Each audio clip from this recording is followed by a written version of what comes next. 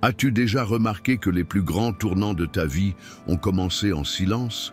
Ce n'était pas avec des applaudissements, ni avec du soutien.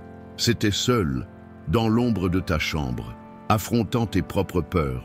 Cette nuit où tu as pleuré sans que personne le voie. Ce matin où tu t'es levé sans énergie, mais tu t'es quand même levé. Le stoïcisme nous rappelle toujours que la vie n'offre pas de force à celui qui vit du regard des autres. Marc Aurèle écrivait pour lui-même, pas pour plaire au public.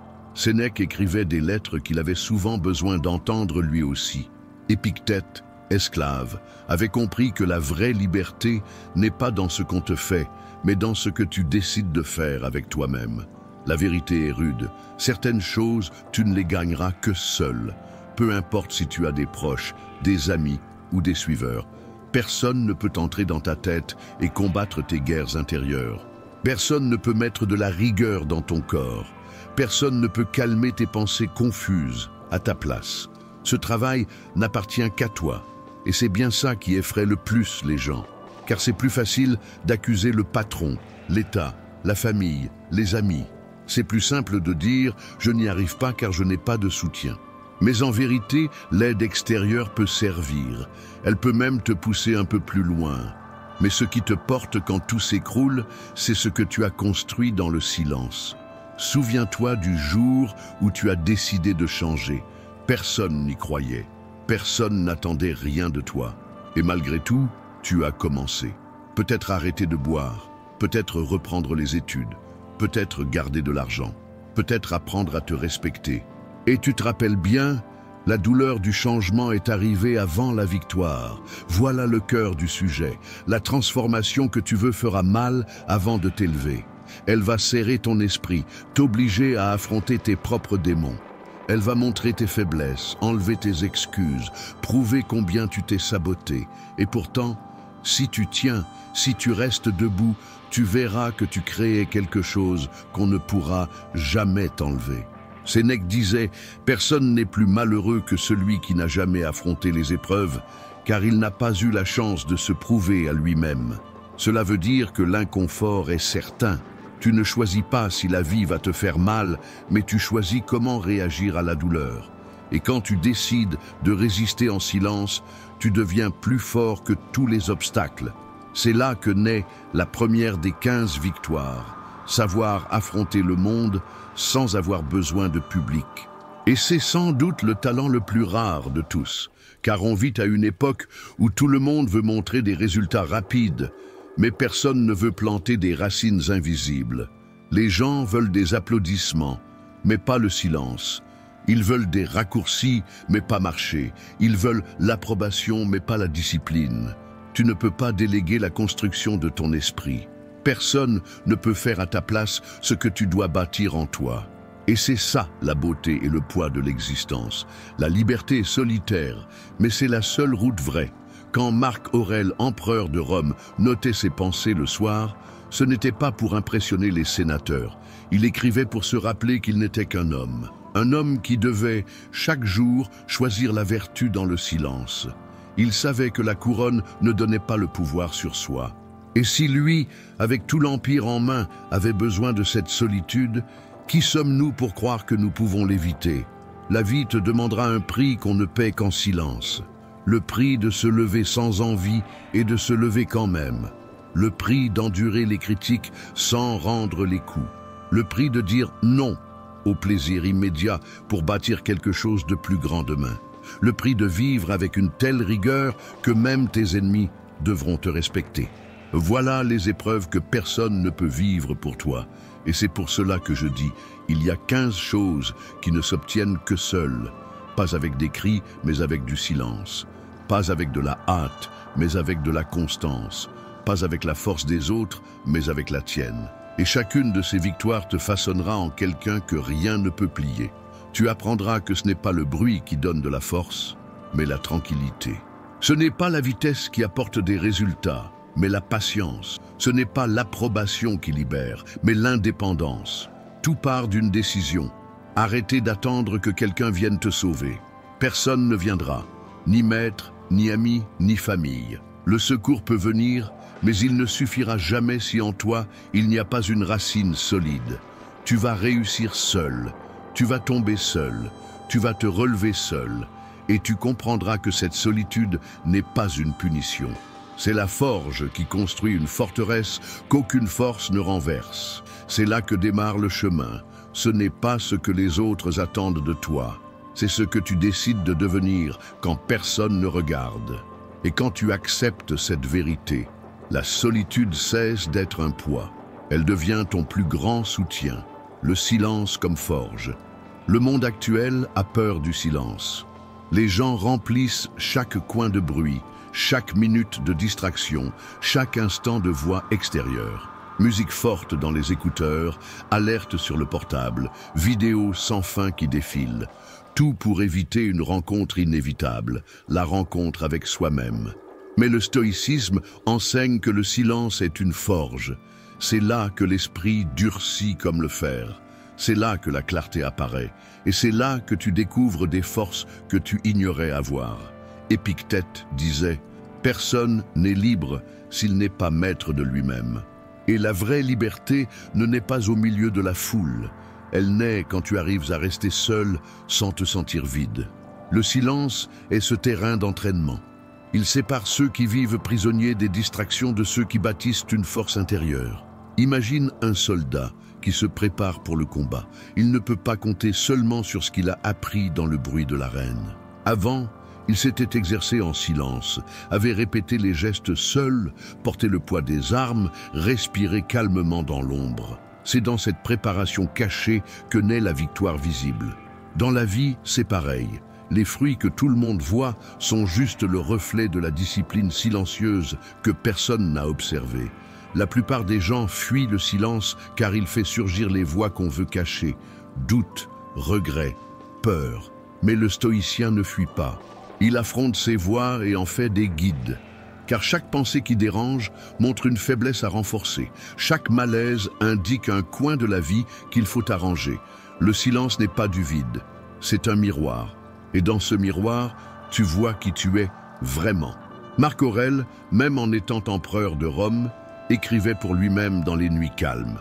Il n'écrivait pas pour séduire qui que ce soit, pas pour publier, pas pour être cité. Il écrivait en silence pour régler son esprit, calmer ses élans, se rappeler qu'il était un homme avant d'être empereur. Ce geste simple, rester seul avec ses pensées, fut ce qui le garda solide au milieu du pouvoir, des batailles et des pressions de l'Empire. Regarde maintenant ta propre vie. Combien de fois tu te caches derrière le bruit et les écrans pour ne pas régler ce qui doit l'être en toi? Combien de fois tu remplis ton quotidien de choses inutiles juste pour ne pas faire face au vide? Le silence dérange, car il montre des vérités. Mais c'est justement pour cela qu'il a autant de force. Dans le silence, tu découvres que tu n'as pas besoin du regard des autres pour avancer. Dans le silence, tu comprends que la peur d'être seul n'est que la peur d'être face à toi-même. Et en dépassant cette peur, tu deviens incassable. La vie va t'éprouver de manière que personne ne pourra prévoir. Il y aura des moments sans conseil, sans applaudissements, sans épaules disponibles. Et si tu n'as pas appris à tenir dans le silence, ces moments vont t'écraser. Mais si tu as préparé ton esprit, si tu as forgé ton âme dans la solitude, rien ne pourra te briser. Le silence est rude au début, mais devient un allié à la fin. Il apprend la patience, apprend la concentration, apprend la sérénité. Il te montre que tu n'as pas besoin de courir sans cesse derrière des distractions, car celui qui possède une force intérieure n'est jamais vraiment seul. Sénèque rappelait « C'est dans les épreuves qu'on prouve le caractère ». Et j'ajoute « C'est dans le silence que ce caractère prend forme ». C'est là que tu comprends à ne pas dépendre du monde extérieur pour te sentir entier. Peut-être qu'aujourd'hui le silence fait encore mal, paraît encore lourd. Mais si tu l'acceptes comme partie du chemin, tu vas découvrir quelque chose de précieux. Le silence n'est pas absence, c'est présence. Présence de toi, avec toi-même. Et seul celui qui apprend à vivre avec cette présence découvre la liberté véritable. Première conquête, discipline. La première victoire que tu n'auras qu'en étant seul, c'est la discipline. Et sans doute, c'est la base de toutes les autres. Sans discipline, pas d'autocontrôle. Sans discipline, pas de but. Sans discipline, pas de vraie liberté. Le monde d'aujourd'hui aime mettre la motivation en vitrine. Phrases jolies, discours qui donnent des frissons, musique qui gonfle l'énergie pour quelques instants. Mais quand le réveil sonne à 5 heures, c'est la discipline qui décide si tu te lèves ou si tu restes couché. La motivation s'en va avec l'humeur, la paresse, le découragement. La discipline reste. Marc Aurèle écrivait « Au matin, quand tu as du mal à te lever, dis-toi « Je dois aller au travail comme un homme. Pourquoi me plaindre de faire ce pour quoi je suis né? J'ai été fait pour agir, pour accomplir. » Ces mots datent de presque 2000 ans, mais décrivent exactement le même choix qu'on vit encore. Se lever ou rester couché, agir ou repousser, avancer ou s'arrêter. La discipline est solitaire, car personne ne peut la vivre pour toi. Quelqu'un peut t'encourager, quelqu'un peut te donner des conseils, quelqu'un peut même te rappeler tes devoirs. Mais au final, quand tu es seul devant la décision, c'est toi qui choisis d'accomplir ou pas. Personne ne peut se réveiller à ta place. Personne ne peut s'entraîner à ta place. Personne ne peut lire à ta place. La discipline est la preuve claire que la vie ne change que quand tu prends la responsabilité. Pense aux plus grands exemples de grandeur que l'histoire a connus. Sportifs, penseurs, chefs, créateurs, artistes. Aucun n'a construit une vie hors du commun en s'appuyant seulement sur l'inspiration. Tous ont forgé la discipline. Ils s'exerçaient même fatigués, étudiaient même sans envie, persistaient même sans résultat visible. La discipline est l'art de rester droit même sans applaudissements. C'est faire ce qui doit être fait quand personne ne regarde. C'est répéter le bon geste jusqu'à ce qu'il devienne toi. Et, comme tout travail de forge, ça fait mal. Sénèque disait « C'est justement dans l'épreuve que l'âme devient plus forte ». La discipline, c'est ça, choisir la difficulté maintenant pour récolter la force après. C'est refuser la tentation du plaisir rapide pour embrasser la récompense du long terme. C'est garder de l'argent quand ce serait plus simple de dépenser. C'est s'entraîner quand ce serait plus agréable de se reposer. C'est étudier quand ce serait plus amusant de s'amuser ailleurs. La discipline n'apparaît pas d'un coup comme un don, elle se construit.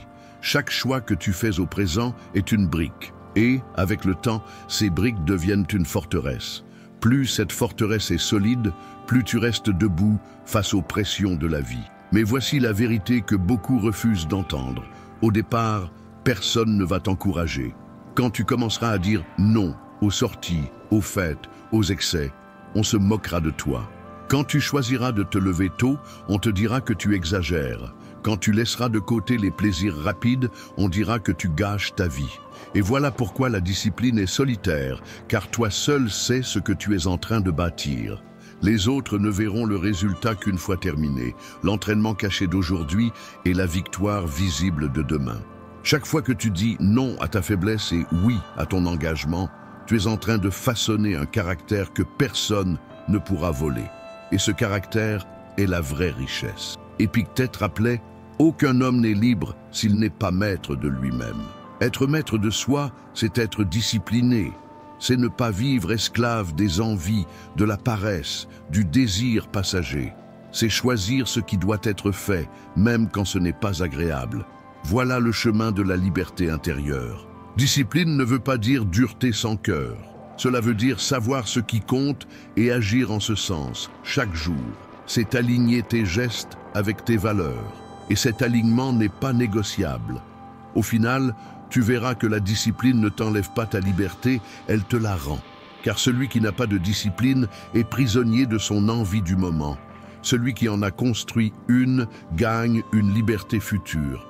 C'est comme semer aujourd'hui pour récolter demain. La terre ne répond pas dans l'instant, mais quand la moisson arrive, tout le monde comprend la valeur de la graine.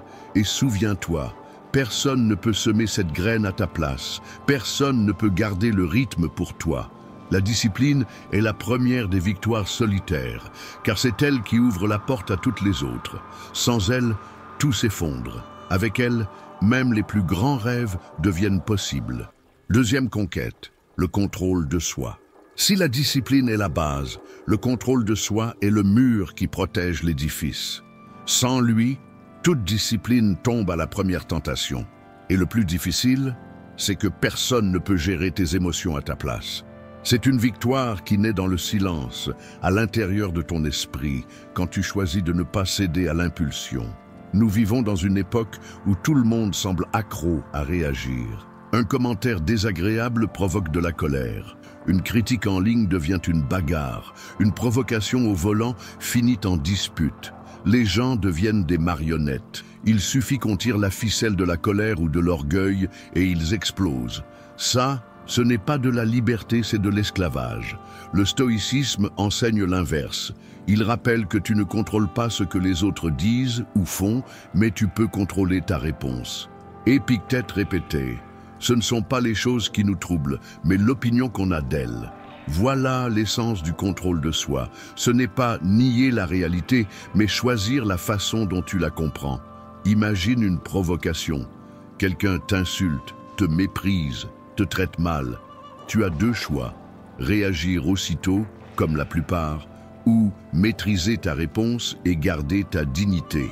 Le premier choix te rend semblable au provocateur. Le second t'élève au-dessus de lui. Sénèque raconta l'histoire d'un homme qui, face aux insultes, resta muet. Quand on lui demanda pourquoi il n'avait pas réagi, il répondit: « Le chien aboie, mais je ne suis pas obligé d'aboyer en retour. » Cette réponse contient une vérité simple. Tout ne mérite pas ta réaction. Le contrôle de soi n'est pas un signe de faiblesse, mais de force. Contrôle de soi ne veut pas dire étouffer ses sentiments ou faire semblant de rien. Cela veut dire choisir le bon moment, la bonne façon, et se demander si cela vaut vraiment la peine de répondre. C'est transformer l'élan en réflexion et la réaction en décision consciente. Dans la vie de tous les jours, le contrôle de soi apparaît dans de petites choses essentielles. C'est quand tu décides de ne pas acheter sur un coup de tête quelque chose d'inutile. C'est quand tu choisis de ne pas manger juste pour calmer ton anxiété. C'est quand tu retiens l'envie d'abandonner au milieu d'un entraînement difficile. C'est quand tu respires profondément face à une critique injuste. Ce sont des choix qui semblent petits, mais qui forment la personne que tu deviens. Sans contrôle de soi, tu avances comme un bateau sans gouvernail, emporté par les vagues. Avec contrôle de soi, tu es le capitaine, même dans les tempêtes. Et cette différence change tout. Le monde ne t'apprend pas cela. Il t'encourage à réagir vite, à crier, à répondre, à montrer que toi aussi tu existes. Mais les stoïciens savaient que la vraie grandeur est dans la maîtrise de soi. Marc Aurèle écrivait: « L'homme qui se conquiert lui-même est invincible. » Et se conquérir soi-même, c'est justement ça, ne pas laisser les impulsions diriger ta vie. Le contrôle de soi est solitaire car personne ne peut retenir ta colère à ta place. Personne ne peut calmer ta jalousie pour toi. Personne ne peut empêcher tes mots de blesser quelqu'un, sauf toi. Ce combat est intérieur et toi seul peux le gagner. Et ne crois pas que cela veut dire ne jamais ressentir. Le stoïcien ressent, mais ne se laisse pas gouverner. Il ressent la colère, mais ne devient pas son esclave. Il ressent la peur, mais ne reste pas figé. Il ressent la douleur, mais ne se brise pas. Voilà le vrai contrôle de soi. Transformer les émotions en outils, pas en chaînes. Apprendre ce contrôle demande un exercice quotidien. Il faut repérer les déclencheurs qui te font perdre le cap. Il faut respirer avant de réagir. Il faut s'arrêter avant de parler. Il faut réfléchir avant d'agir. Et, avec le temps, cet exercice silencieux crée un esprit solide qui ne plie pas face au chaos extérieur. Pense à combien de disputes, combien de dettes, combien de regrets auraient pu être évités juste avec un peu plus de maîtrise de soi. Combien de relations n'auraient pas explosé si quelqu'un avait retenu la parole lancée sous l'émotion. Combien de routes n'auraient pas été perdues si la personne avait pris une grande respiration avant de décider. Voilà la force cachée du contrôle de soi. Il te protège de toi-même. Il empêche que ta colère détruise ce que tu aimes. Il t'épargne de tomber dans les dépendances. Il garantit que ta vie ne soit pas dirigée par le hasard, mais par la conscience. Au bout du compte, la leçon est nette. Celui qui se domine n'est jamais dominé par les autres. Celui qui tient sa pensée n'a pas peur des chaînes extérieures. Cette victoire est solitaire, mais une fois gagnée, personne ne peut te l'enlever. Troisième conquête, clarté de but. La troisième victoire que tu n'atteindras qu'en étant seul, c'est la clarté de but. Personne ne peut te donner un plan déjà prêt, avec des flèches qui montrent exactement la route. Les amis peuvent conseiller, la famille peut proposer, la société peut faire pression. Mais le vrai but naît de l'intérieur. Et cette découverte est un chemin solitaire. Beaucoup vivent comme des feuilles au vent. Ils vont dans la direction que les autres soufflent. Ils choisissent un métier parce qu'on les a poussés. Ils entrent en couple parce que c'est attendu. Ils consomment parce que tout le monde consomme. Et à la fin, ils sentent un vide profond, car ils ne savent pas le pourquoi de chaque pas. Ils ont fait beaucoup, mais ne savent pas pourquoi. Le stoïcisme nous rappelle que vivre sans but, c'est gaspiller ce qu'on a de plus précieux, le temps. Sénèque avertissait, « Ce n'est pas que nous ayons peu de temps, mais nous en perdons beaucoup. Quand nous n'avons pas de clarté, nous gaspillons notre énergie avec des distractions, avec les désirs des autres, avec des combats qui ne sont pas les nôtres. Et, quand on s'en rend compte, la vie est passée. La clarté de but est comme une boussole intérieure. Sans elle, tu avances, mais tu te perds vite. Avec elle, chaque pas a un sens. Peu importe si la route est longue ou dure, tu sais où tu vas. Et c'est ça qui te soutient quand les difficultés arrivent. Mais cette clarté ne sort pas d'un discours motivant, ni d'une vidéo inspirante. Elle vient du silence, de la réflexion, de l'honnêteté envers soi-même. Il faut demander « Qu'est-ce qui compte vraiment pour moi ? Qu'est-ce que je suis prêt à sacrifier ? Quelle trace je veux laisser ?» Ces questions, personne ne peut y répondre pour toi. Et souvent, ça fait mal d'affronter les réponses. Clarté de but ne veut pas dire savoir chaque détail du futur. Ça veut dire connaître la direction. C'est comme un marin qui ne connaît pas chaque vague, mais sait quel port il veut atteindre. Et c'est cette vision qui le garde debout, même dans les tempêtes. Marc Aurèle, même entouré de guerres, de maladies et de pression, n'a jamais cessé d'écrire pour lui-même son devoir. Il savait que son but supérieur était de vivre selon la raison, servir le bien commun et garder son esprit libre des corruptions. Ce but n'est pas venu des conseillers, mais de sa propre réflexion. Et c'est lui qui l'a soutenu quand tous pensaient qu'il allait tomber. Maintenant pense à toi. Combien de fois as-tu essayé de vivre les rêves qui n'étaient pas les tiens? Combien de fois t'es-tu comparé aux vies des autres, croyant devoir suivre le même scénario? La clarté de but demande du courage pour laisser ce qui n'a pas de sens, même si tout le monde applaudit.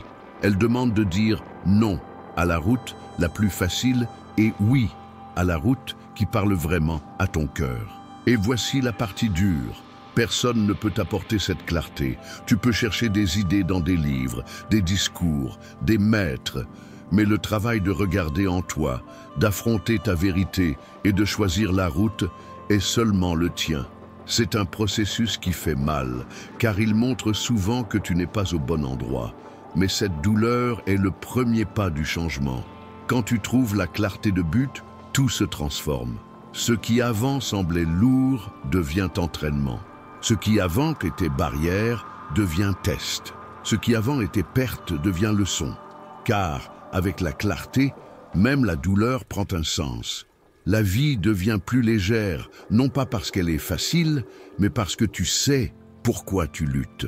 Et celui qui a un pourquoi supporte n'importe quel comment. Nietzsche l'a dit des siècles après les stoïciens, mais c'est la même vérité. Si tu as un but clair, tu peux porter même le poids le plus lourd. Clarté de but n'est pas un luxe, c'est une nécessité. C'est ce qui t'empêche de vivre pour plaire aux autres et te fait vivre pour accomplir ta mission. C'est ce qui change des jours banals en partie d'une grande construction. C'est ce qui apporte la paix quand le doute veut t'emmener. Et souviens-toi, n'attends pas que quelqu'un t'apporte cette clarté. Elle vient du silence, de la réflexion et du courage. Elle naît quand tu décides d'arrêter de fuir de toi-même. Et quand elle apparaît, elle devient une flamme qui éclaire tous tes pas. Parfois, c'est dans le silence qu'on découvre la plus grande des forces. Continuer même quand personne ne regarde. Et c'est un rappel que tu peux garder aujourd'hui. Écris en commentaire « Ma force vient du silence ». C'est la marque de celui qui comprend que chaque victoire commence à l'intérieur. Quatrième conquête, discipline financière. Tout comme la discipline du corps et de l'esprit, elle ne naît que quand tu décides de prendre le contrôle sur ce qui entre et sort de ta vie. Peu importe si tu gagnes peu ou beaucoup. Sans discipline, l'argent file entre les doigts comme du sable fin. La société actuelle pousse au contraire. Tout pousse à consommer tout de suite. Pub, réseaux sociaux, statuts, comparaison. On te bombarde avec l'idée qu'il faut montrer la réussite avant même de l'avoir construite. Et ainsi, des millions vivent endettés, courant après plus de salaire, plus de crédit, plus d'apparence, mais sans jamais trouver la paix. Le stoïcisme apporte une leçon parfaite ici. Sépare ce que tu peux contrôler de ce que tu ne peux pas. Tu ne contrôles pas l'économie, les impôts, l'inflation, mais tu peux contrôler tes choix financiers. Tu peux décider de ne pas dépenser trop. Tu peux décider de garder une partie de ce que tu touches. Tu peux choisir d'investir dans ce qui rapporte au lieu de gaspiller dans ce qui perd sa valeur dès le lendemain. Sénèque écrivait « L'homme riche est celui qui se contente de peu. Cela ne veut pas dire vivre dans le manque, mais comprendre que la vraie richesse n'est pas d'accumuler pour impressionner, mais d'avoir la liberté sur ta vie. Liberté que seule la discipline financière apporte. Pense à la différence entre celui qui a une réserve et celui qui n'en a pas. Le premier traverse une crise avec calme. Il peut perdre un travail, affronter une maladie, gérer des imprévus, et pourtant il ne panique pas, car il s'est préparé. Le second vit au bord du gouffre. Il suffit d'un imprévu pour que tout s'écroule. Et cette différence n'est pas de la chance, c'est de la discipline. La discipline financière est solitaire, car personne ne retiendra ta carte bancaire quand la tentation viendra. Personne ne t'empêchera d'acheter en plusieurs fois ce qui ne sert à rien. Personne n'économisera pour toi. C'est un combat qui se joue dans ta tête, chaque jour, quand tu dois choisir entre plaisir rapide et liberté future. Marc Aurèle disait que le vrai pouvoir est de se gouverner soi-même. Et cela vaut aussi pour l'argent. Maîtriser tes finances, c'est diriger ta vie. Car celui qui n'a pas de contrôle financier devient prisonnier des créanciers, des patrons, des circonstances. Celui qui en a gagne son indépendance. L'argent, mal utilisé, enchaîne. Bien utilisé, il libère. Et voilà la clé. Il ne s'agit pas de combien tu gagnes, mais de combien tu maîtrises. Combien connais-tu de gens qui gagnent gros et pourtant restent endettés? Et combien de personnes simples, avec peu, arrivent à construire une vie stable, justement parce qu'elles savent gérer chaque ressource? Voilà la différence entre paraître et être. La discipline financière demande de petits gestes quotidiens. Mettre de côté une part fixe de tout ce qui entre, éviter les dettes inutiles, fuir les achats par impulsion, investir régulièrement même avec peu. C'est comme planter des graines chaque mois, sans hâte, en faisant confiance au temps. Le résultat ne se voit pas tout de suite, mais avec les années, la récolte devient abondante. Le stoïcisme rappelle que la vraie liberté ne vient pas de posséder tout, mais de ne dépendre de rien. Quand tu n'as plus besoin de dépenser pour prouver ta valeur, quand tu apprends à vivre avec simplicité et sagesse, l'argent cesse d'être un maître et devient un serviteur. Il commence à travailler pour toi. Et voici la vérité dure. L'indiscipline financière coûte cher. Elle enlève le sommeil, abîme les relations, crée des chaînes invisibles. Mais la discipline financière rapporte plus que de l'argent. Elle apporte la paix, la confiance et la liberté de choisir ta façon de vivre. Personne ne peut l'obtenir à ta place. Peu importe si on te prête, si on t'aide, si on te conseille. Tant que tu ne décides pas de tenir ton argent, rien ne change. Mais quand tu choisis, tout change. Car, pas à pas, tu cesses d'être prisonnier des circonstances et tu deviens maître de ton destin. La discipline financière est comme un mur invisible. Elle te protège des imprévus de la vie. Et c'est aussi comme un pont. Elle te mène vers la liberté que peu osent chercher. À la fin, souviens-toi, ce n'est pas l'argent qui te donne du pouvoir, c'est le contrôle que tu en as. Et ce contrôle ne peut s'obtenir qu'en silence, dans l'intimité de tes choix, quand personne ne regarde. 5e conquête, la résilience face à la douleur. Aucun être humain n'échappe à la douleur. Elle peut venir sous forme de perte, de rejet, de maladie, d'échec, de solitude. Et même si tu as des proches autour de toi, personne ne peut porter ta douleur à ta place. Ils peuvent soutenir, tenir ta main, partager tes larmes, mais le vrai poids est le tien. C'est toi qui dois le porter, le traverser et en tirer une leçon. Voilà pourquoi la résilience face à la douleur est une victoire que tu n'auras que seul. Personne ne peut prêter de résistance émotionnelle, personne ne peut donner de force intérieure à ta place. Elle naît en toi, au moment où tu choisis de ne pas te laisser écraser. Le stoïcisme est une philosophie très liée à cette vérité. Marc Aurèle a perdu des enfants, perdu des amis proches, perdu des batailles personnelles et pourtant il écrivait « Si tu souffres d'une chose extérieure, ce n'est pas elle qui te trouble, mais le jugement que tu portes dessus. Et ce jugement, tu as le pouvoir de le changer. Regarde bien, la douleur est inévitable, mais prolonger la souffrance est un choix. Et apprendre cette différence est un des plus grands actes de résilience. Quand la douleur arrive, la plupart réagissent avec panique. Ils cherchent des coupables, se plaignent, se noient dans la pitié d'eux-mêmes. Mais rien de tout ça ne change la réalité. Ce qui change, c'est la décision silencieuse de tenir, de résister, d'avancer malgré le poids.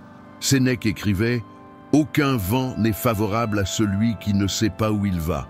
Cela vaut aussi dans les moments de douleur. Si tu n'as pas un but clair et un esprit préparé, la douleur peut t'abattre pour toujours. Mais si tu es prêt, elle devient un carburant. La résilience n'est pas absence de douleur.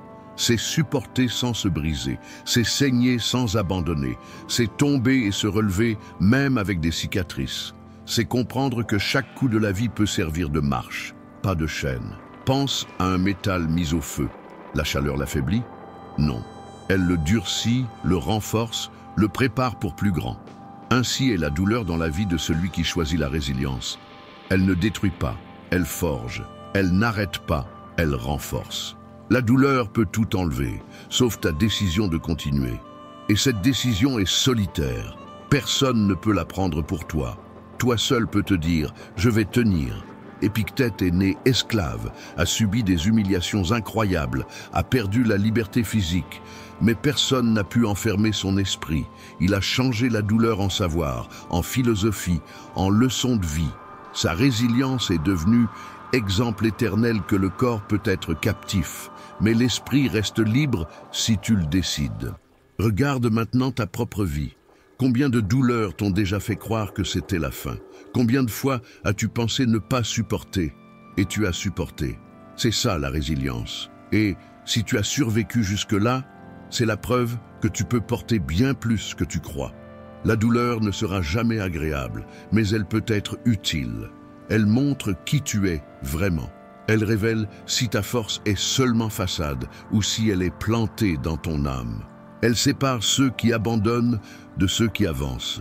La résilience n'est pas de l'indifférence, ce n'est pas faire semblant de ne pas sentir, ce n'est pas s'anesthésier, c'est tout ressentir et malgré tout, ne pas se laisser dominer. C'est regarder la douleur en face et dire « tu ne vas pas me définir ». Le monde est plein de gens qui ont abandonné au milieu de la douleur. Ils ont laissé la perte devenir identité, la blessure devenir maison. Mais toi, tu peux choisir l'inverse. Tu peux transformer chaque douleur en leçon, chaque perte en apprentissage, chaque cicatrice en signe de force. Et voici le point central. Personne ne peut vivre cette transformation à ta place. Le soutien des autres peut soulager, mais la décision de te relever est seulement la tienne. La résilience est une victoire qui naît dans le silence de ton cœur, quand tu choisis de ne pas être victime de la douleur, mais son élève. Au final, la vie te mettra toujours à l'épreuve. Et quand cela arrivera, souviens-toi, la douleur est inévitable, mais la défaite est un choix. Tu peux choisir de résister, de grandir, de te renforcer. Et ce choix est le tien, seulement le tien. 6e conquête, le focus. Nous vivons dans un monde qui vole ton attention à chaque seconde. Alerte, publicité, messages, comparaisons sans fin. Et sans s'en rendre compte, beaucoup passent leurs journées entières à sauter d'une distraction à l'autre, comme s'ils étaient occupés, mais sans avancer vraiment. Voilà pourquoi le focus est une des victoires les plus fortes, et aussi une des plus solitaires. Personne ne peut se concentrer pour toi, personne ne peut fermer les distractions à ta place, personne ne peut protéger ton esprit des bruits extérieurs.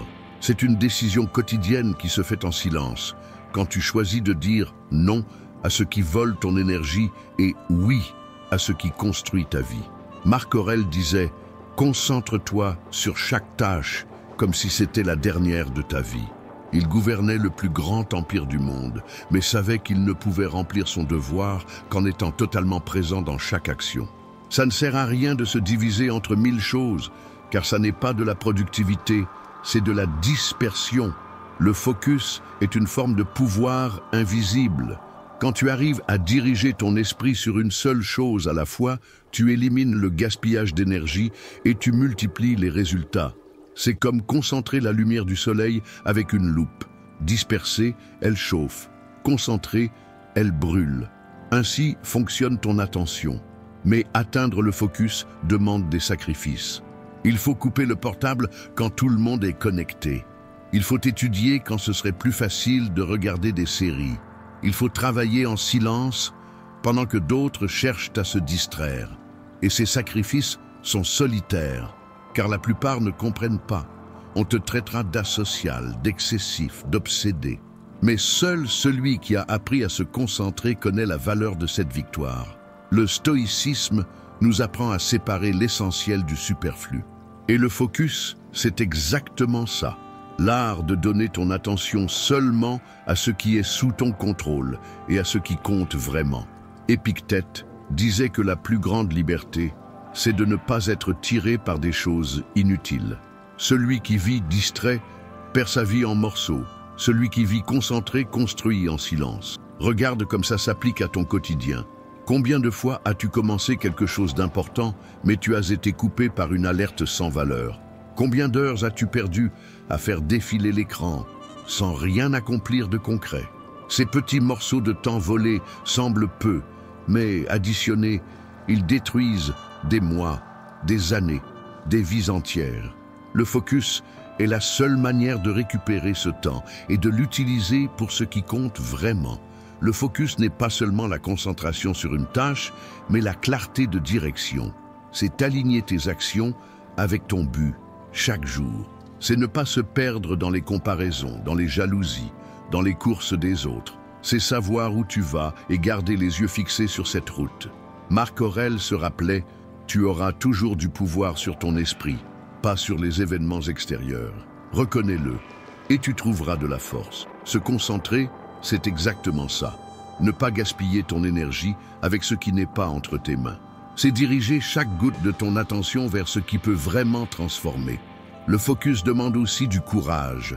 Courage de dire non à ce qui est à la mode.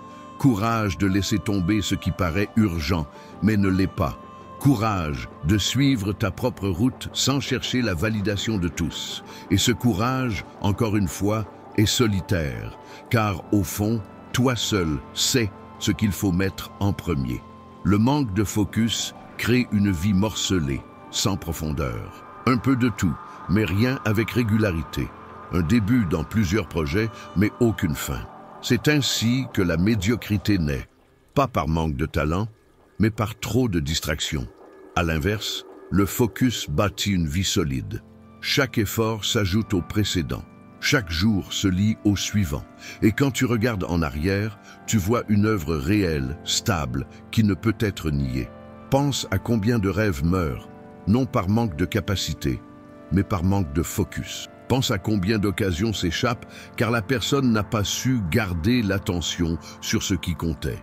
Et comprends, le focus n'est pas un choix de luxe. C'est une question de survie mentale. Personne ne peut l'obtenir à ta place. Peu importe le nombre de rappels, de listes de tâches, de conseils reçus, à la fin, c'est toi qui dois fermer les portes du monde pour ouvrir celles de ta propre concentration. C'est toi qui dois décider où mettre ton énergie. Et quand tu y arrives, tu découvres une chose puissante. Le focus ne t'emmène pas seulement plus loin, il t'apporte aussi la paix. Car il n'y a pas de paix à vivre en morceaux. La paix naît seulement quand tu es entier dans chaque geste. 7e conquête, le courage. S'il existe une vertu qui sépare ceux qui restent prisonniers de la peur de ceux qui bâtissent une grande vie, c'est bien le courage. Mais voici une vérité dure. Personne ne peut être courageux à ta place. Personne ne peut affronter tes peurs à ta place. Personne ne peut franchir le premier pas dans le vide qui te bloque. C'est une victoire que toi seul peux vivre, et elle sera toujours solitaire. La peur est naturelle, tout le monde la ressent. Les stoïciens n'ont jamais enseigné à l'éliminer, mais à ne pas s'y soumettre. Marc Aurèle rappelait « Si ce n'est pas juste, ne le fais pas. Si ce n'est pas vrai, ne le dis pas. » Derrière cette simplicité, il y a du courage. Celui d'agir selon la raison, même quand tous s'y opposent. Le courage n'est pas absence de peur, mais décision d'avancer malgré elle. C'est lever la main quand tout le monde se tait. C'est dire non quand tous disent oui. C'est choisir un chemin incertain parce que le sûr n'a plus de sens. Et personne ne peut prendre cette décision à ta place. Pense au moment où tu as hésité, ce mot que tu devais dire et que tu as retenu, ce projet que tu devais commencer et que tu as remis, ce choix que tu devais faire et que tu as laissé filer. La peur arrive toujours avec une promesse de protection, mais en réalité, elle t'enchaîne. Le courage, lui, ouvre des portes qui n'apparaissent qu'une fois franchies. Épictète disait « Les difficultés révèlent ce que sont les hommes ». C'est dans l'épreuve que le courage se montre. N'importe qui peut paraître fort quand rien ne menace, mais seul celui qui prend des risques découvre sa vraie grandeur. Le courage est solitaire, car les autres vont rarement t'encourager à quitter ta zone de confort. La plupart préfèrent que tu restes pareil, car ton changement les dérange. Et si tu attends des applaudissements pour être courageux, tu ne bougeras jamais. Le vrai courage est silencieux. Il naît quand tu choisis d'agir, même sans public. Il se montre sous plusieurs formes. Le courage, c'est affronter les critiques sans quitter ce en quoi tu crois. Le courage, c'est lancer quelque chose de nouveau en sachant que tu peux échouer.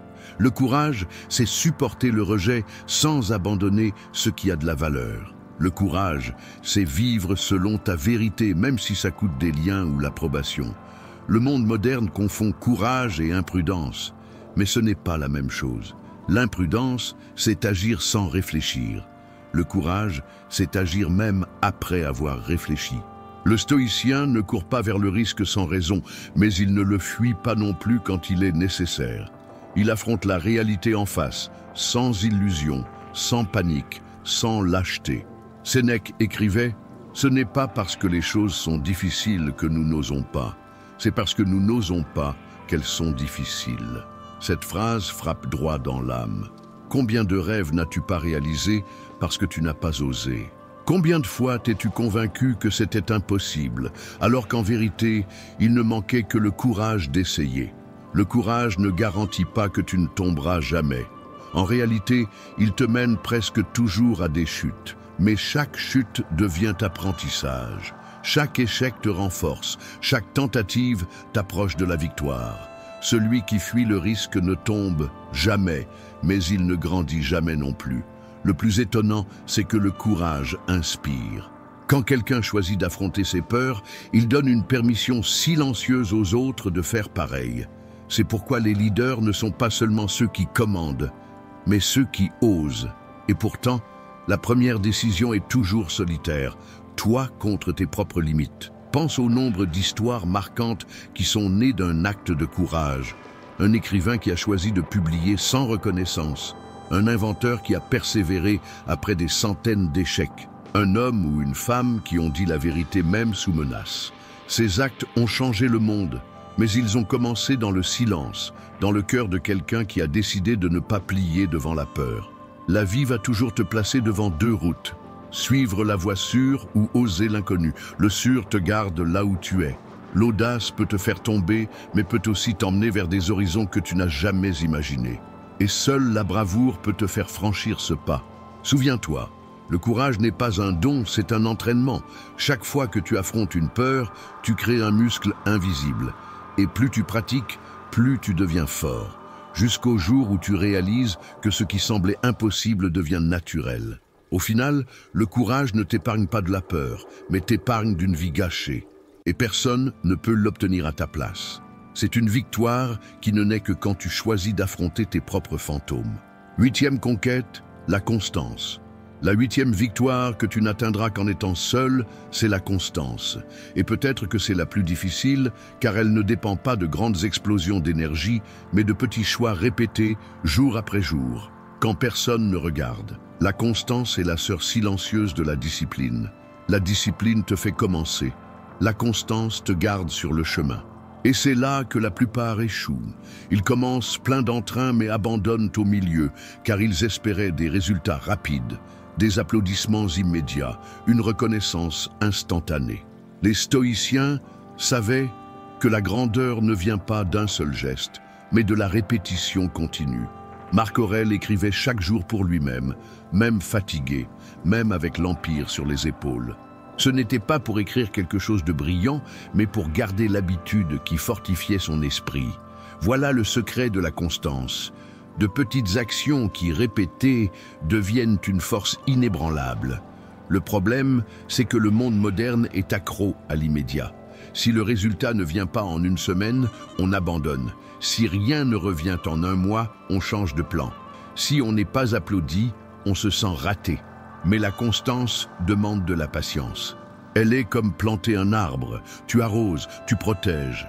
Et longtemps, tu ne vois qu'une petite pousse. Mais si tu continues, un jour, tu verras des racines profondes et un tronc qui résiste même aux tempêtes. La constance est solitaire car personne ne va persévérer à ta place. Personne ne fera tes exercices chaque jour. Personne n'étudiera à ta place chaque soir. Personne n'économisera ni n'investira pour toi mois après mois. C'est une construction que toi seul peux élever. Épictète disait, ce n'est pas ce qui t'arrive qui compte, mais comment tu y réagis. Et réagir face au manque de résultats rapides, voilà où la constance est mise à l'épreuve.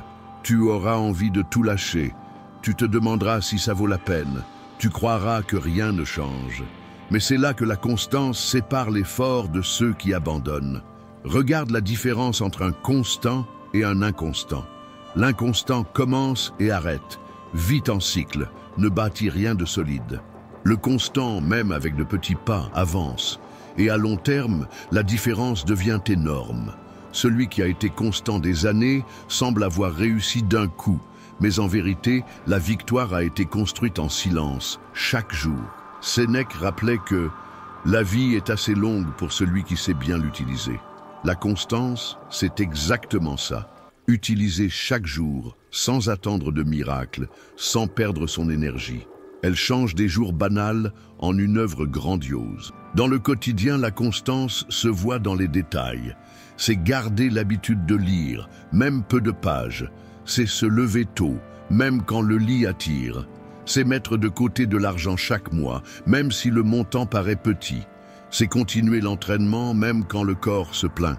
Ces petits choix répétés sculptent un destin. La constance enseigne aussi l'humilité, car elle demande d'accepter que le chemin compte plus que le résultat immédiat. Elle oblige à croire que chaque goutte a du poids, même si tu ne vois pas encore l'océan. Elle demande la patience d'attendre la récolte au bon moment. Et voici la vérité que peu veulent entendre. Il n'y a pas de raccourci pour la constance. Tu ne peux pas la déléguer, tu ne peux pas l'accélérer, tu ne peux pas l'acheter. Elle est fruit de la répétition discrète. C'est toi contre l'envie de tout arrêter. C'est toi contre la tentation d'abandonner. Et personne ne peut mener ce combat pour toi. La constance ne brille pas au début. Personne n'applaudit celui qui répète la même habitude chaque jour. Mais à la fin, tous respectent le résultat. Et ce respect ne se gagne pas d'un coup, mais couche après couche, choix après choix. Au final, tu comprendras que la constance est moins faire beaucoup que ne jamais arrêter. Elle ne demande pas de pas géants, mais demande que les pas ne cessent pas. Et quand tu comprends cela, tu découvres que n'importe quel but devient atteignable. La constance est le secret des grands et aussi le mur qui bloque la majorité. Peu ont le courage de continuer sans résultat rapide, mais ceux qui l'ont gagnent ce qui paraissait impossible. Et rappelle-toi, cette victoire, personne ne peut la vivre à ta place. La constance est la preuve quotidienne que tu es prêt à payer le prix de grandir. Et c'est justement parce qu'elle est solitaire qu'elle est si forte. 9e conquête, la sagesse. La 9e victoire que tu n'atteindras qu'en étant seul, c'est la sagesse. Ne confonds pas sagesse et accumulation d'infos. La connaissance peut être transmise, mais la sagesse ne naît que quand tu transformes ce savoir en pratique. C'est un processus intérieur, silencieux, que personne ne peut vivre pour toi. Nous vivons à une époque où tout le monde a accès à des livres, des cours, des vidéos et des infos illimitées. Jamais il n'a été aussi simple d'apprendre des théories, mais en même temps, jamais il n'a été aussi rare de voir des personnes vraiment sages. Car la sagesse ne se mesure pas à ce que tu sais, mais à ce que tu appliques. Les stoïciens l'avaient bien précisé. Épictète disait « Ce n'est pas ce qui t'arrive qui compte, mais comment tu y réagis. » Regarde, la sagesse n'est pas de tout prévoir, mais de réagir correctement à ce qui arrive. Et cette capacité ne peut pas être enseignée de l'extérieur. Elle naît de ta réflexion, de ta pratique, de ton expérience. Sénèque rappelait « La philosophie n'est pas un discours, mais une manière de vivre. » Cela veut dire que la sagesse n'est pas répéter de belles phrases, mais transformer chaque idée en action concrète. C'est vivre selon ce que tu as appris, même quand c'est dur. Et cette décision est personnelle. Personne ne peut vivre la philosophie à ta place. La sagesse est solitaire car elle demande du silence intérieur. Elle demande d'observer soi-même, de questionner ses élans, de corriger ses erreurs. Ça ne sert à rien de pointer du doigt le monde si tu n'apprends pas à te gouverner. À chaque faute, tu as deux choix, te justifier ou apprendre. La sagesse naît quand tu choisis d'apprendre. Marc Aurèle, empereur de Rome, avait accès aux meilleurs maîtres, aux meilleurs conseils. Mais dans ses pensées, il écrivait toujours pour lui-même, se rappelant d'appliquer ce qu'il savait dans le quotidien. Il comprenait que gouverner un empire ne servait à rien s'il ne se gouvernait pas lui-même. Et c'est ça qui sépare le sage de l'érudit. Le sage vit ce qu'il dit.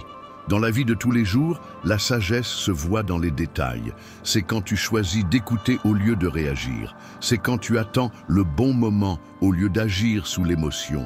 C'est quand tu comprends que tu n'as pas besoin de gagner toutes les disputes, car te vaincre toi-même est la vraie victoire. C'est quand tu réalises que toutes les batailles ne méritent pas ton énergie. Mais atteindre ce point demande erreur, chute, cicatrice. La sagesse ne s'achète pas, ne s'hérite pas, ne se transmet pas.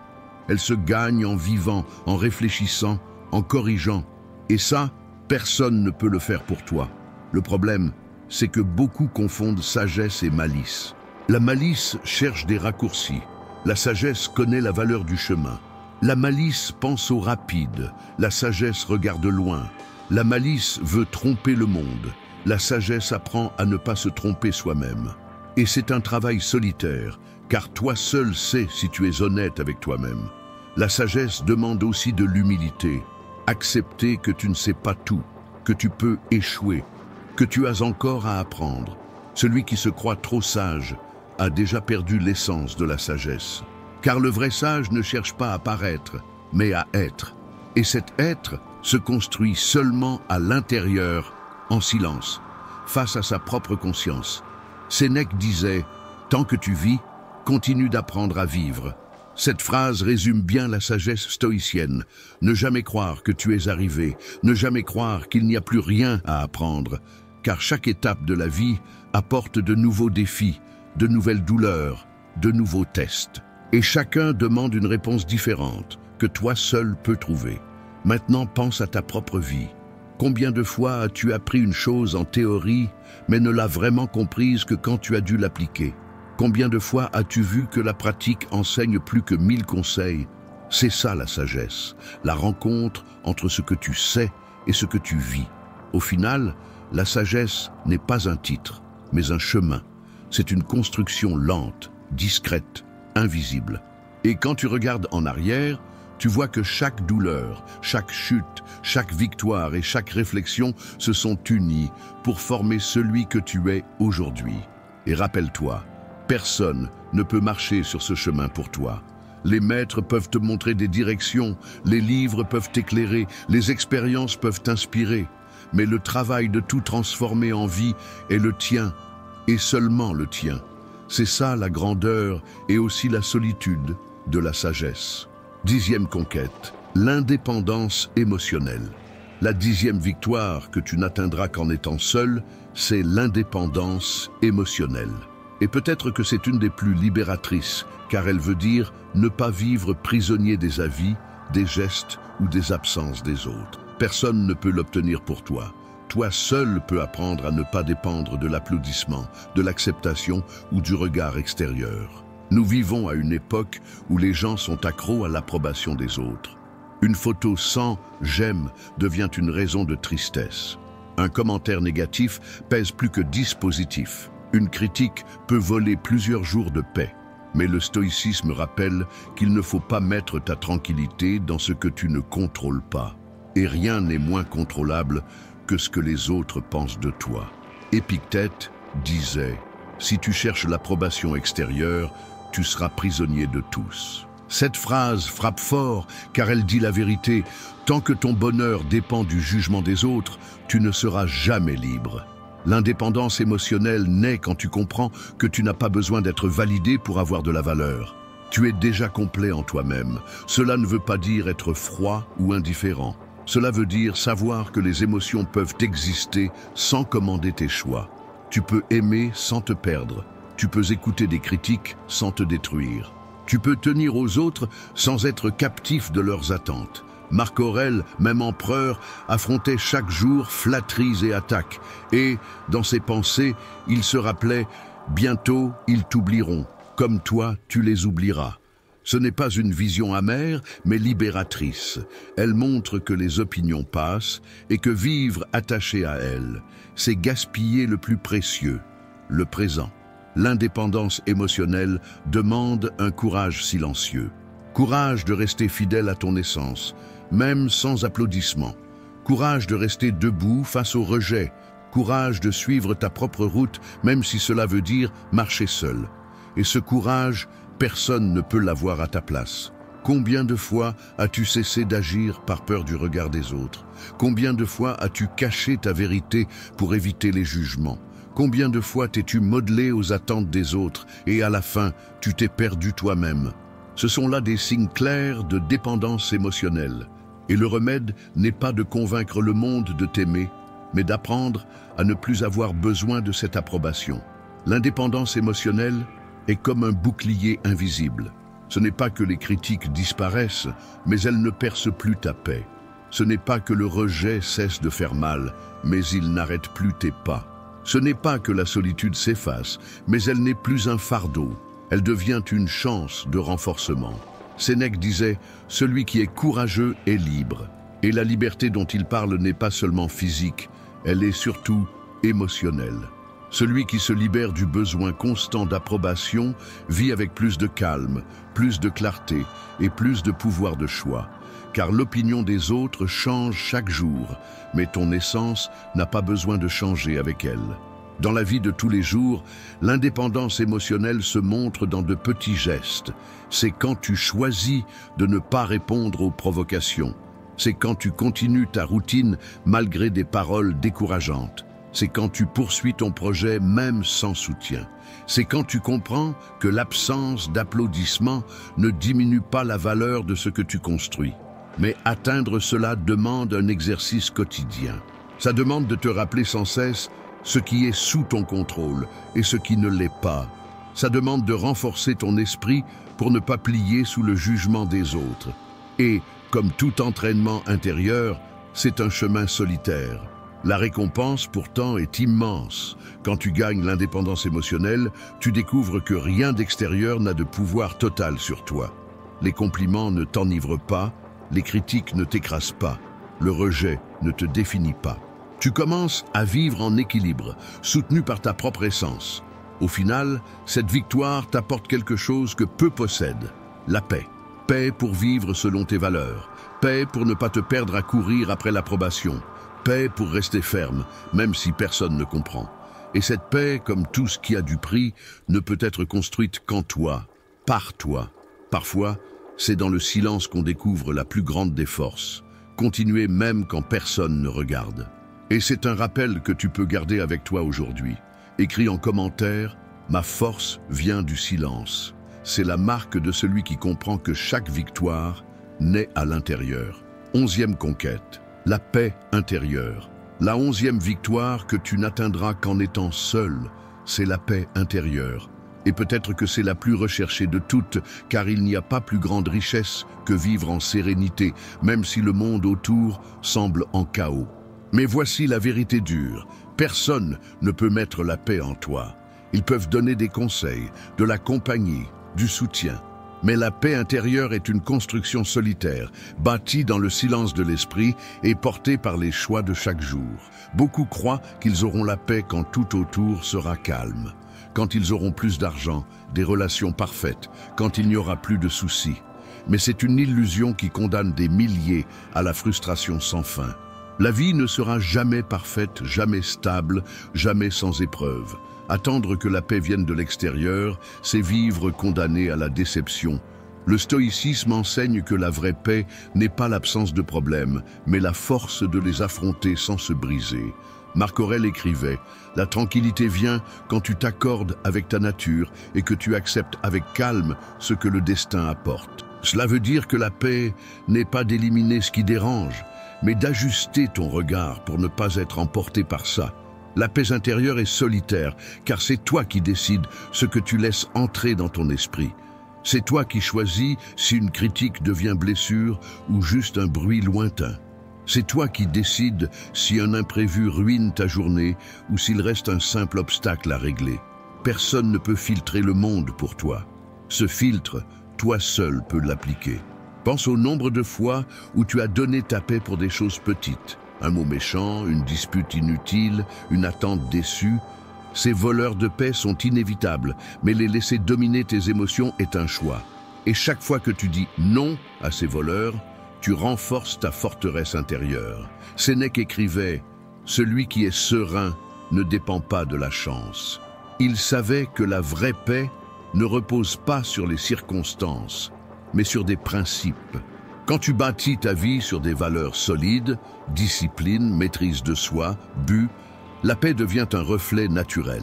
Elle ne dépend pas de ce qui arrive, mais de ce que tu es devenu. Et cette construction n'est pas rapide.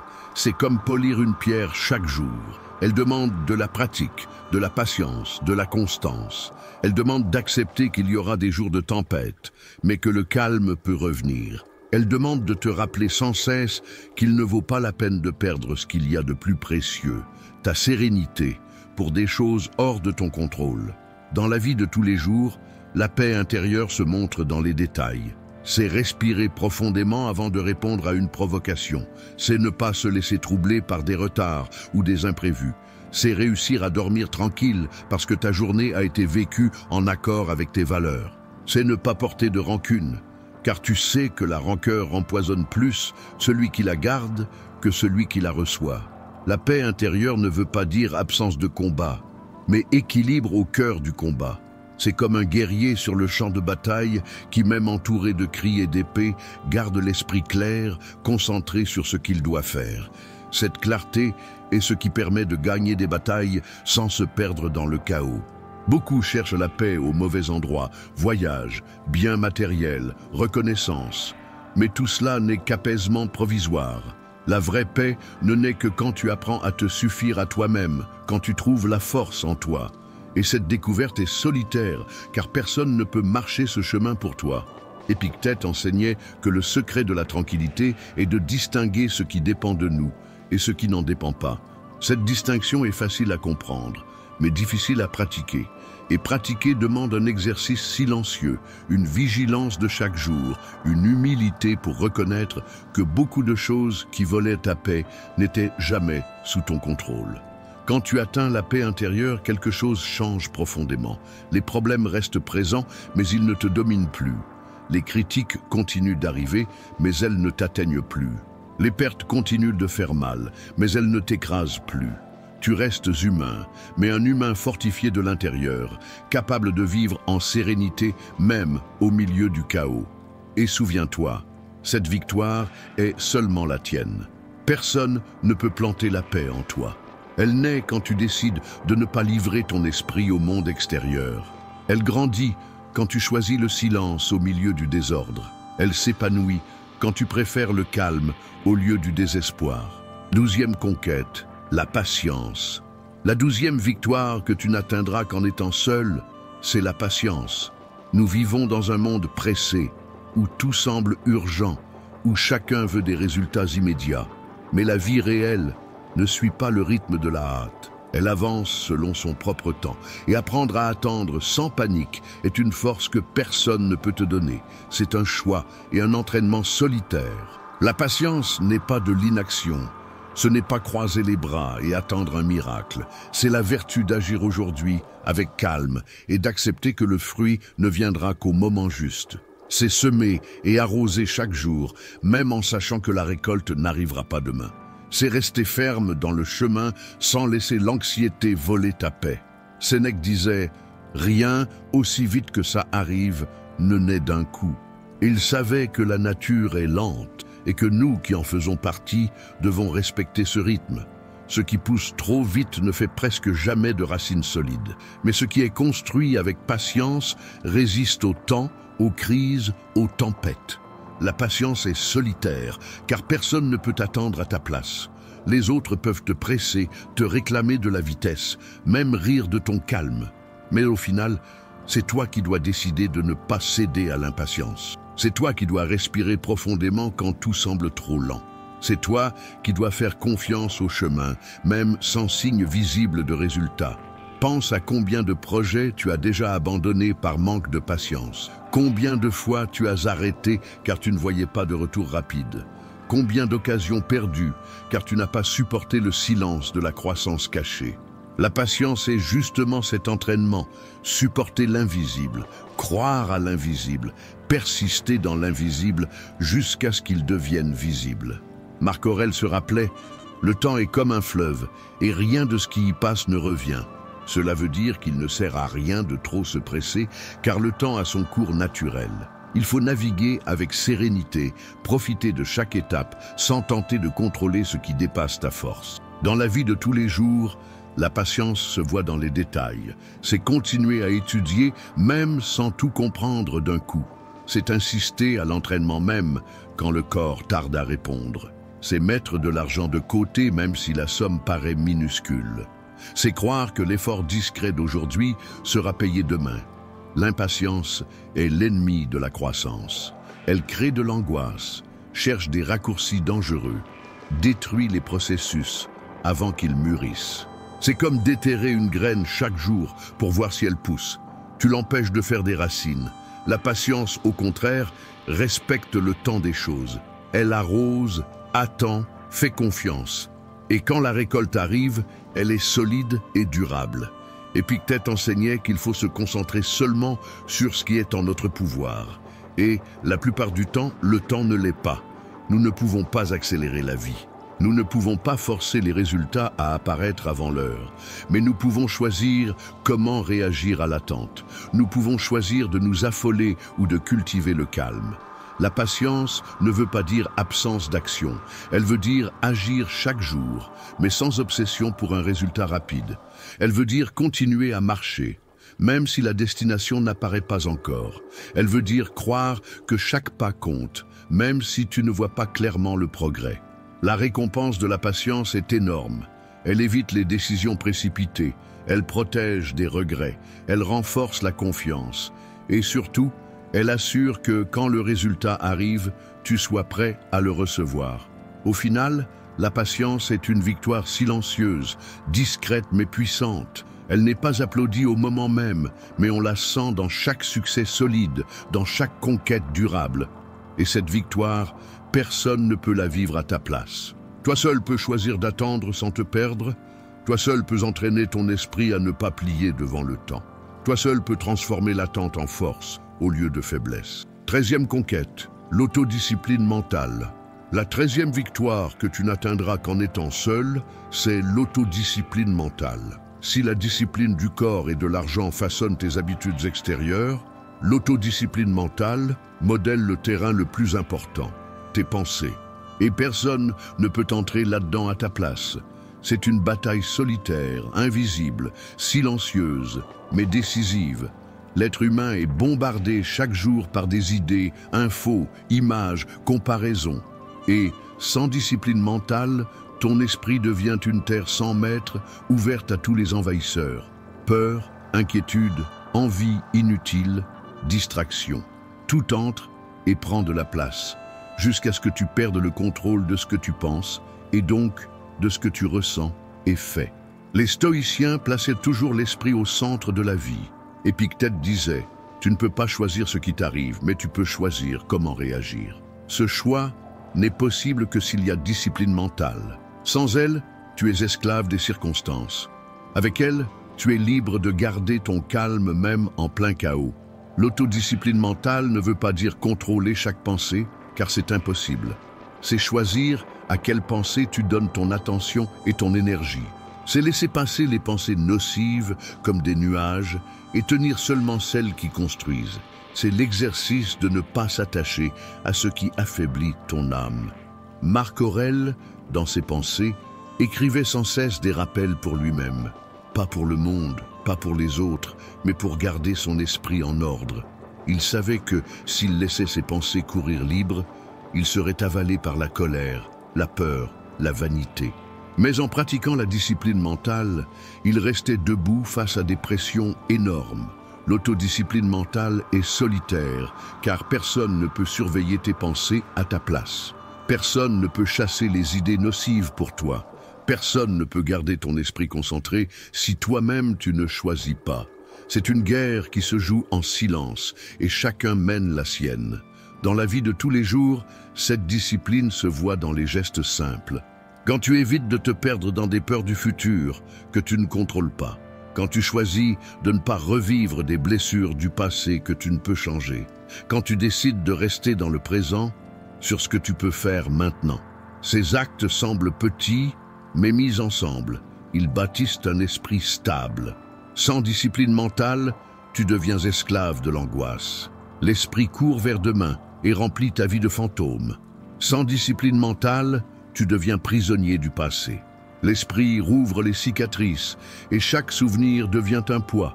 Avec discipline mentale, tu apprends à rester dans le présent. Et c'est seulement dans le présent qu'il y a une vraie force. Sénèque disait « L'homme qui souffre avant l'heure souffre plus que l'heure ». Voilà l'image parfaite de l'esprit indiscipliné. Il souffre d'avance, invente des soucis, multiplie des douleurs qui ne sont pas encore là. La discipline mentale est le remède à ce gâchis. Elle n'efface pas la douleur réelle, mais efface la douleur inventée. Pratiquer l'autodiscipline mentale demande un exercice constant. C'est observer tes pensées sans t'y accrocher. C'est remettre en question les croyances qui t'affaiblissent. C'est rediriger ton attention quand tu vois que tu te perds dans des distractions. C'est répéter chaque jour des exercices de présence, de silence et de clarté. Ce n'est pas un entraînement visible, mais c'est un entraînement qui change tout.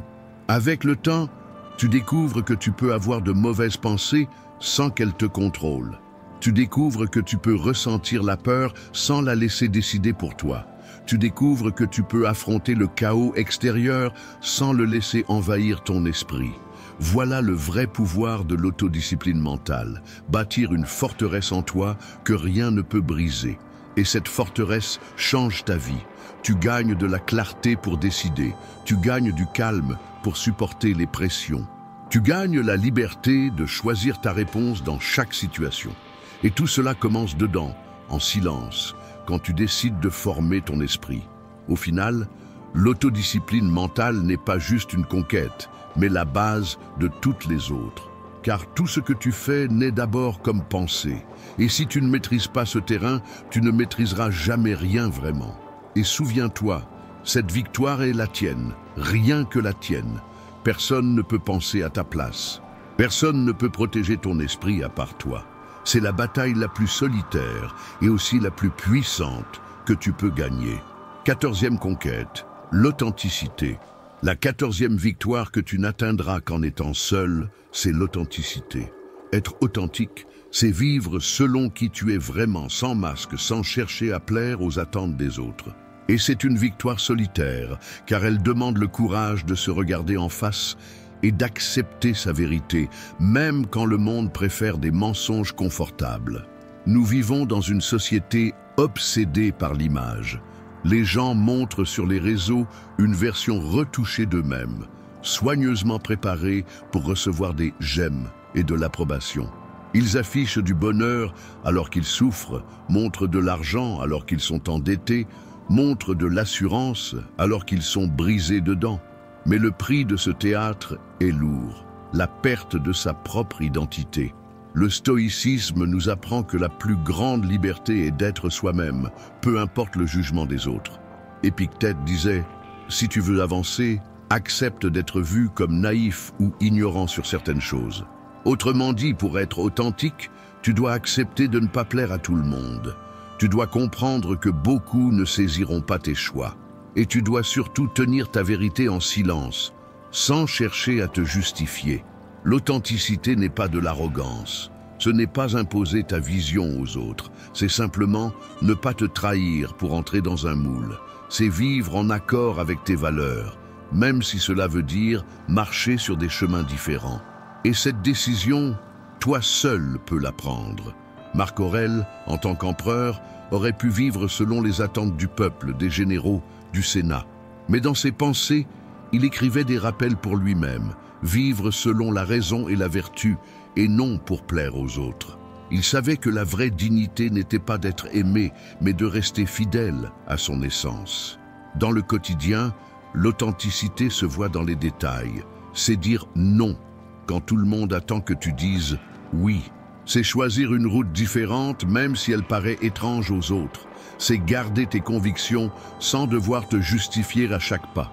C'est ne pas te perdre dans les comparaisons, mais rester ferme sur ton chemin.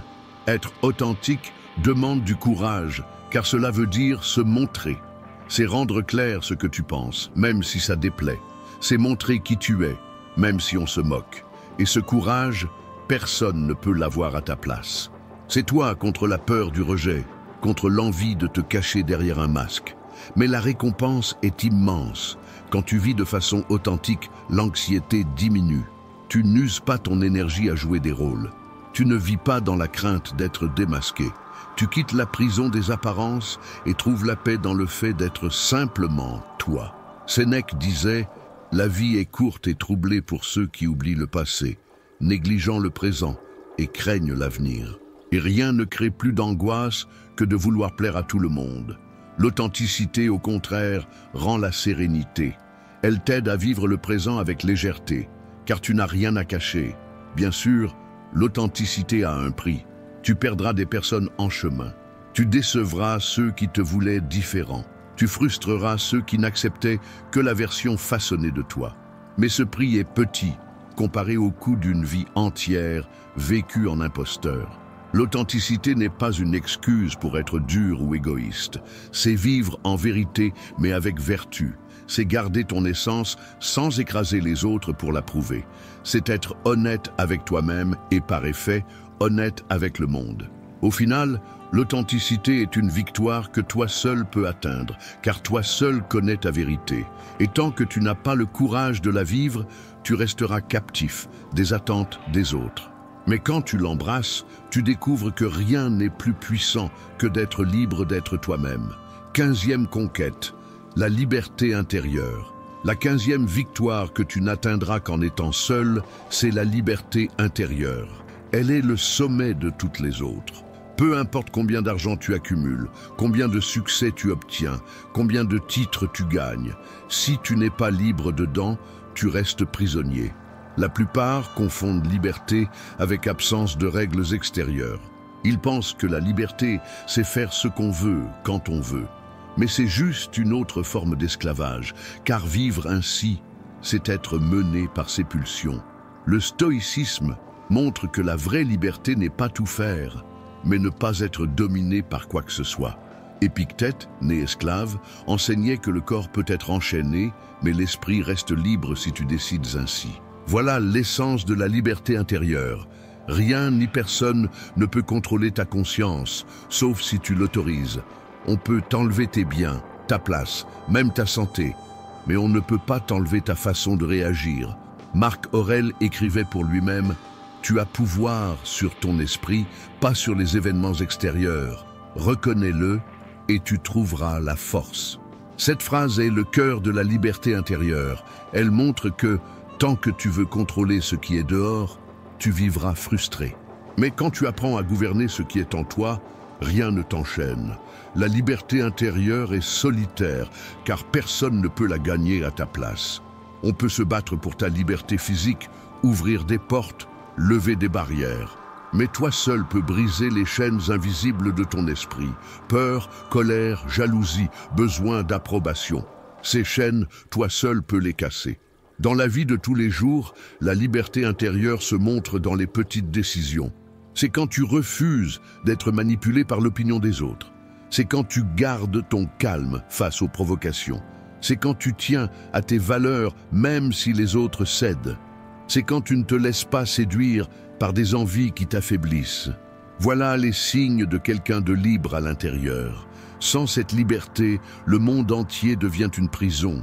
Tu auras de l'argent, mais tu seras esclave de la consommation. Tu auras du pouvoir, mais tu seras esclave de l'orgueil. Tu auras des relations, mais tu seras esclave de l'approbation. La liberté intérieure ne dépend pas de ce que tu possèdes, mais de qui tu es quand tout s'écroule autour. Sénèque écrivait « Celui qui est courageux est libre ». Il savait que la liberté n'est pas absence de limites, mais présence de force intérieure. Et cette force ne naît que quand tu apprends à te diriger toi-même, quand tu comprends que l'ennemi réel n'est pas dehors, mais dedans. La liberté intérieure demande toutes les victoires précédentes, discipline, maîtrise de soi, but, patience, authenticité. Elle est le fruit d'une vie faite de choix conscients, et pour cela, personne ne peut te la donner. Elle vient d'un travail intérieur que toi seul peux réaliser. Pense à tant de gens qui semblent avoir tout et vivent pourtant comme prisonniers. Prisonniers de leur dépendance, prisonniers des opinions, prisonniers de la peur de perdre. Maintenant pense à ceux qui ont tout perdu et marchent encore la tête haute, en paix, en sérénité. Voilà la différence entre être libre dehors et être libre dedans. La liberté intérieure est ce qui te permet de vivre sans chaîne invisible. C'est ce qui te fait regarder le monde sans jalousie, car tu sais que tu portes déjà en toi ce qu'il faut. C'est ce qui te fait affronter la douleur sans panique, car tu sais que l'essentiel ne s'enlève pas. C'est ce qui te fait avancer en silence, sachant que personne ne peut enfermer ton esprit. Cette victoire est la plus solitaire, car personne ne peut marcher ce chemin à ta place. C'est toi qui dois décider de ne pas être esclave de tes pulsions. C'est toi qui dois te libérer du besoin de prouver ta valeur. C'est toi qui dois abandonner l'illusion de contrôler le monde et apprendre à te contrôler toi-même. Et quand tu y arrives, tu découvres quelque chose d'extraordinaire. La liberté intérieure est la seule liberté qu'on ne peut pas voler. Elle reste même quand tout le reste disparaît. Elle tient debout quand toutes les autres formes de pouvoir s'effondrent. C'est le bien le plus précieux qu'un humain puisse atteindre. Nous arrivons au sommet de ce chemin. Jusqu'ici, tu as vu 15 victoires que personne ne peut gagner pour toi. Peu importe l'aide reçue, peu importe les conseils, peu importe combien le monde propose des solutions faciles. La vérité est unique, il existe des victoires solitaires. Et justement pour ça, elles sont les plus précieuses. La discipline, qui t'apprend à commencer et rester sur la route. La maîtrise de soi, qui te protège des impulsions capables de briser ta vie. La clarté du but, qui donne sens à chaque pas. La discipline financière, qui libère de l'esclavage de la consommation. La résilience devant la douleur, qui transforme les cicatrices en force. Le focus qui dirige ton énergie vers ce qui compte vraiment. Le courage qui te pousse même au milieu de la peur. La constance qui construit peu à peu ce que tous jugent impossible. La sagesse qui change le savoir en vie vécue. L'indépendance émotionnelle qui brise les chaînes de l'approbation des autres. La paix intérieure qui garde ton esprit calme même dans le chaos. La patience qui respecte le temps et ne se laisse pas dévorer par l'angoisse. L'autodiscipline mentale qui tient les pensées avant qu'elles ne te tiennent. L'authenticité qui t'affranchit des masques sociaux. Et enfin, la liberté intérieure qui est le sommet de toutes. Ces 15 victoires ne se voient pas en médailles, n'amènent pas d'applaudissements rapides, ne s'affichent pas en photo sur les réseaux. Elles sont silencieuses, cachées, discrètes, mais c'est ce silence qui les rend grandes. Car tout ce qui arrive dehors naît d'abord dedans. Et quand tu bâtis cette forteresse intérieure, rien à l'extérieur ne peut l'abattre. Le stoïcisme n'a jamais promis une vie sans épreuves. Il a promis une vie forte, capable de traverser toutes les épreuves. Et ces conquêtes sont les outils pour ça. Elles ne sont pas des théories lointaines, mais des pratiques qui changent ton quotidien. Chaque choix, chaque habitude, chaque pensée tenue, chaque pulsion domptée, tout cela est entraînement. Un entraînement pour devenir plus fort que les circonstances. Peut-être qu'en entendant tout ça, tu ressens le poids de la responsabilité. Et tu dois le ressentir, car la responsabilité est la tienne. Personne ne peut développer la discipline à ta place. Personne ne peut diriger ton esprit à ta place. Personne ne peut vivre selon ta vérité à ta place. Cette solitude effraie, mais elle libère aussi, car si personne ne peut le faire pour toi, personne ne peut t'en empêcher. Souviens-toi que la plupart choisissent la route facile. Ils préfèrent accuser le monde, se plaindre du sort, attendre de l'aide. Peu ont le courage de se regarder en face et prendre leur vie en main. Mais ceux qui le font deviennent inébranlables. Ce sont eux qui, en silence, bâtissent des grandeurs que rien ne peut leur enlever. Marc Aurèle disait « La vie d'un homme est ce que ses pensées en font ». Voilà l'essence de tout ce que nous avons dit. Le monde extérieur peut sembler chaotique, mais ta vie est façonnée par ce que tu cultives en toi. Si tu cultives discipline, courage, sagesse, tu bâtis une vie solide. Si tu cultives impulsion, angoisse et dépendance, tu vis comme prisonnier. Le choix t'appartient toujours. Et peut-être comprends-tu maintenant, ces 15 conquêtes ne sont pas des buts séparés. Elles s'entrelacent. La discipline soutient la constance. La maîtrise de soi nourrit la paix intérieure. La clarté du but renforce le courage. La patience s'unit à la sagesse. Toutes ensemble créent la liberté intérieure. C'est comme une chaîne. Chaque maillon renforce l'autre, jusqu'à former une armure que rien ne brise. Regarde ta vie aujourd'hui. Demande-toi, lesquelles de ces victoires cultives-tu déjà? Lesquelles doivent encore naître? Peu importe où tu en es maintenant. Ce qui compte, c'est que tu peux commencer dès aujourd'hui. Tu n'as pas besoin d'être parfait. Tu n'as pas besoin d'être prêt. Tu n'as pas besoin d'avoir tout réglé. Tu dois juste faire le premier pas, puis un autre, puis encore un. C'est ainsi que chaque victoire silencieuse se construit. Et quand tu t'en rendras à peine compte, ce chemin solitaire sera devenu une vie solide. Une vie où les problèmes existent encore, mais ne t'abattent plus. Une vie où le bruit extérieur continue, mais ne pénètre pas ton esprit. Une vie où tu n'as rien à prouver à personne, car tu sais déjà qui tu es. Et voilà sans doute la plus grande leçon du stoïcisme. La force naît dans le silence. Ce n'est pas le cri qui te rend fort, c'est la maîtrise de soi. Ce n'est pas la hâte qui t'emmène loin, c'est la patience.